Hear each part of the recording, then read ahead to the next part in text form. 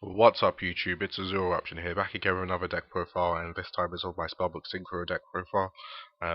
Sorry to keep you waiting with this, but basically I was waiting for Konami to release more information about the upcoming Spellbook and Prophecy support coming out in the next set, which is Judgment of the Light, but Konami still hasn't, released it, even though like 90% of the set has been revealed, which is kind of screwing us around, but basically I'm just going to upload this, and regardless of what comes out, maybe I'll do an updated deck profile, which is something which I was trying to avoid doing, but yeah, I'm just going to give you this anyway. So to get into things, I'm playing 2 Summoner Monk, 2 Genex Blast Fan, and 3 Genex Ally Birdman. This is basically like a compact sort of Arcanite engine. This engine sort of overlaps with some of the other cards which I'm playing, like Magical Exemplar, Breaker, and Spellbook Magician. So after that, I am playing 3 Spellbook Magician of Prophecy. Basically, it's a Spellbook of Secrets in monster form. It's pretty much a staple at 3 in pretty much every variant. After that, 3 Effect Veiler.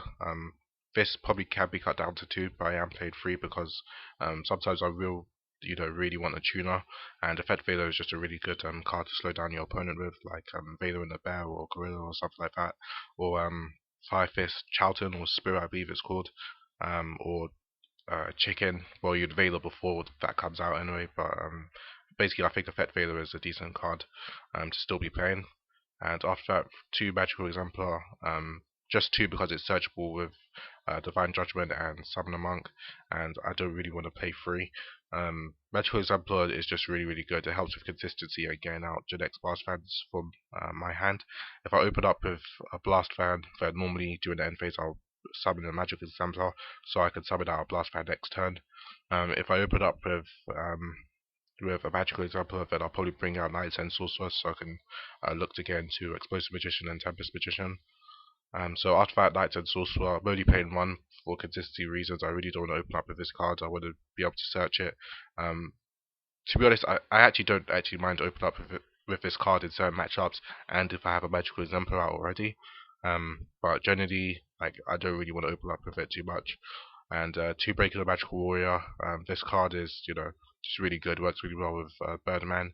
I can search it with Summoner Monk if I have a Birdman already and bounce it back to my hand, and next turn I can normal summon it to pop on one of my opponent's back row. So into the spells, 3 Spellbook Judgment Day. Pretty much, it's kind of a staple now. If I draw multiple, I can always discard it with Summoner Monk, so that's not a problem at all. Or I can set it and use it during my opponent's turn. 1 Spellbook of Eternity, 1 Spellbook of Fate, 1 Spellbook of Life. I cut these down. Well, Spellbook of Life I cut down to 1, and I introduced Spellbook of Fate and Spellbook of Eternity into the build, just because it's so easy to set up with Spellbook of Fate, which makes Spellbook of Eternity really life. 2 Spellbook of Power works really well with big beaters like Breaker and Exemplar and Blast Fan. 3 Spellbook of Secrets, staple really. 2 Spellbook of the Master, I'm playing 2 because I want to be able to get counters on Starhole and Magical Exemplar. 2 Spellbook of Wisdom to protect my Arcanites, to protect my Magical Exemplar, Breakers, etc. 3 Spellbook Starhole, just because, I mean, you probably can play 2 and, cut out the third or maybe side the third, but I am playing 3 because I really do want to have an extra target when I like set up 2 and my opponent heavy storms. Even if they go minus, it sort of like hampers your setup because you'll need to recycle them with Fate and Eternity or with Tower, and it can be a while until you get that set up again. So I prefer to have a third one in my deck so I can just get out and, whilst I'm setting up, I can at least build counters up on it.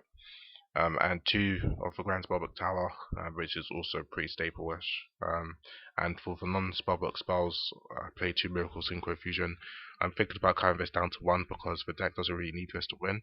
But in certain matchups, you kind of do really want to see a Miracle Synchro Fusion just for that final push, because some really competitive decks have a decent matchup against this deck, and you will kind of need a Miracle Synchro Fusion. And even if it's dead, you can discard it with Summoner Monk, or you can set it and let your opponent go -1. So I think it's a decent card to play at 2. And for the extra deck, I'm playing 2 Supreme Arcanite Magician for the 2 Miracle Synchro Fusions. a Cataster Librarian for the 5s, a Tempest Magician and Explosive Magician for the 6, 2 Arcanite Magicians for the 7s, a Stardust and a Scrap Dragon for the 8s as well.